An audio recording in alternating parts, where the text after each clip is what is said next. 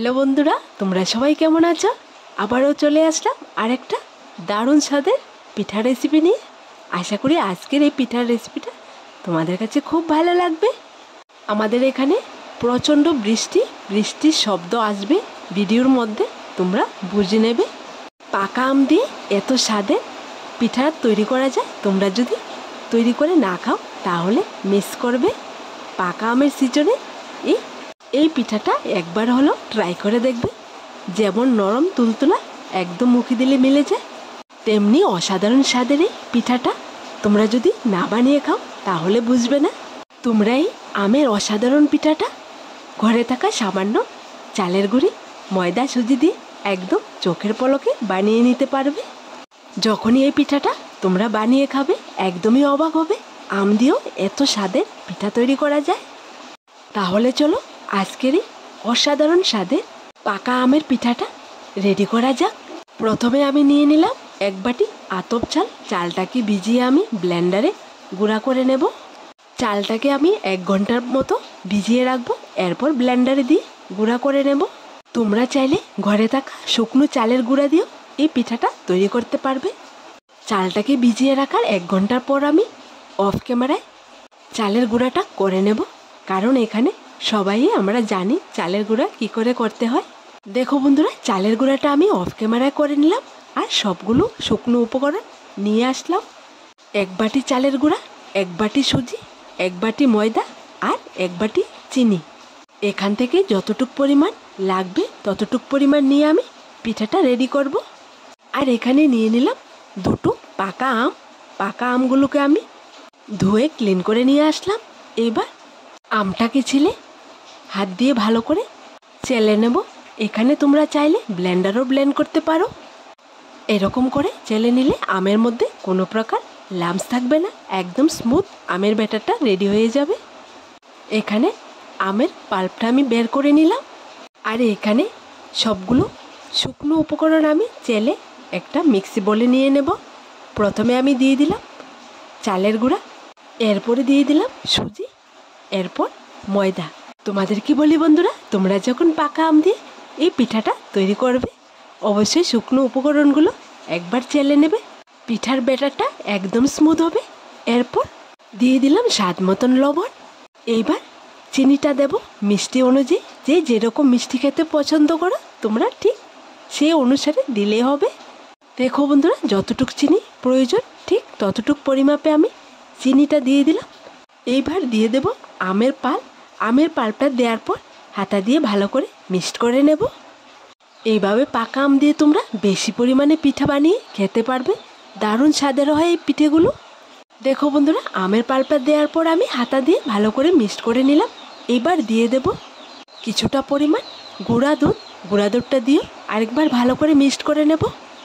এইবার আমি হালকা উষ্ণ গরম পানি দিয়ে একটু একটু পানি দেব আর ব্যাটারটাকে পারফেক্টভাবে রেডি করে নেব। এই পিঠাটা তৈরি করতে গেলে কোনো প্রকার বেকিং পাউডার বা বেকিং সোডা দিতে হবে না, এমনিতে একদম ফুলকো ফুলকো হয়ে ফুলে উঠবে। তোমরা যখনই এই পিঠাটা রেডি করবে হালকা উষ্ণ গরম পানি দিয়ে রেডি করবে, এরপরে দেখবে পিঠাটা একদমই ফুলকো ফুলকো হবে। দেখো বন্ধুরা, পিঠার ব্যাটারটা রেডি করে নিলাম। এরপর আমি এর মধ্যে দিয়ে দিলাম কিছুটা পরিমাণ আস্ত জিরা। এই আস্ত জিরে দিয়ে পিঠাটা যদি তোমরা তৈরি করে খাও আলাদা একটা ফ্লেভার আসবে।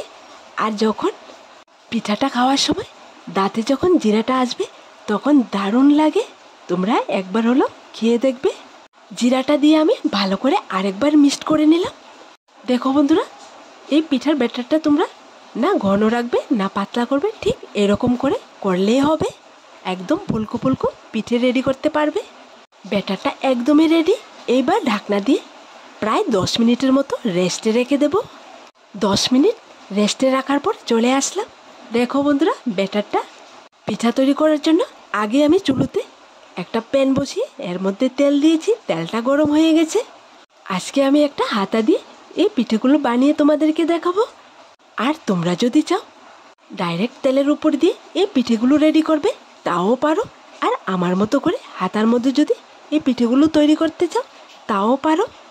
কারণ ডাইরেক্ট তেলের উপর দিয়ে যদি তোমরা পিঠেটা তৈরি করো যেরকম স্বাদ লাগবে হাতার মধ্যে দিয়ে তৈরি করলে ঠিক একই রকম স্বাদে লাগবে। হাতাটাকে কিছুক্ষণ তেলের উপর রেখে গরম করে নিতে হবে, আর হাতার মধ্যে অল্প পরিমাণ তেল রেখে দিতে হবে। এরপর আরেকটা হাতা দিয়ে ব্যাটারটা দিলে এরপর দেখবে হাতা থেকে সুন্দর একটা পিঠা রেডি হয়ে গেছে। দেখো বন্ধুরা, তোমরা যদি এরকম হাতা দিয়ে পিঠেগুলো তৈরি করো, পিঠেগুলো সবগুলো একই সাইজে হবে আর দেখতেও সুন্দর লাগবে। পিঠাগুলো তোমরা একটু লাল লাল করে ভেজে নামাবে, দেখতে যেমন সুন্দর লাগবে খেতেও দারুণ স্বাদের হয়। এখানে আমি অনেকগুলো পিঠে তোমাদের সামনে বানিয়ে দেখাবো, তোমরা একদম সহজে করে নিতে পারবে। হাতাটাকে আমি গরম করে নিলাম আর এর ভেতর কিছুটা তেল রেখে দিলাম, এরপর ব্যাটারটা দিয়ে দিলাম। এরপর একটা চা চামচ দিয়ে গরম তেল পিঠাটার উপর ছিটকিয়ে দিয়ে দিলে হবে। পিঠাটা একদম ফুলে উঠবে। কিছুক্ষণের মধ্যে দেখবে হাতার নিচ থেকে পিঠাটা একদম সহজে উঠে আসবে। তোমরা যখন এই হাতা দিয়ে পিঠাটা রেডি করবে, অবশ্যই হাতাটাকে তেলের মধ্যে রেখে দেবে। হাতাটা যদি গরম থাকে পিঠাটা সহজে বেরিয়ে আসবে, আর হাতাটা যদি ঠান্ডা থাকে তাহলে কিন্তু পিঠাটা সহজে বেরিয়ে আসবে না। দেখো বন্ধুরা, সেকেন্ডের মধ্যে হাতা থেকে পিঠাটা নামিয়ে নিলাম। ঠিক এরকম করে আমি অনেকগুলো পিঠে একসঙ্গে বানিয়ে তোমাদেরকে দেখিয়ে দিচ্ছি। সবগুলো পিঠা আমি একই সাইজ করে বানিয়ে নেব, আর তেলের উপর দিয়ে উল্টিয়ে পাল্টিয়ে একদম লাল লাল করে এরপর নামিয়ে নেব। আমার চ্যানেলের মধ্যে আম দিয়ে অসাধারণ স্বাদের একটা ভাপা পিঠের রেসিপি আছে, যারা দেখোনি দেখে আসতে পারো আর বানিয়েও খেতে পারো। দেখো বন্ধুরা, আমি একটা একটা করে একই তেলের উপর অনেকগুলো পিঠে বানিয়ে তোমাদেরকে দেখিয়ে দিচ্ছি। সবগুলো পিঠে যখন একসঙ্গে ফুলে ওঠে দেখতে খুবই সুন্দর লাগে। তো তোমাদেরকে বলি বন্ধুরা, আজকের এই পাকা আমের অসাধারণ স্বাদের পিঠার রেসিপিটা তোমাদের কাছে কেমন লাগলো ছোট্ট একটা কমেন্টে লিখে জানাবে। একে একে আমার সবগুলো পিঠা বানানো রেডি হয়ে গেছে।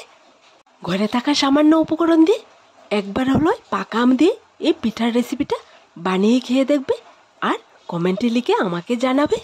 দেখো বন্ধুরা, পিঠাগুলো দেখতে একদমই অসাধারণ হয়েছে, যেরকম দেখতে সুন্দর খেতেও দারুণ সাথে একদম ফুলকো ফুলকো।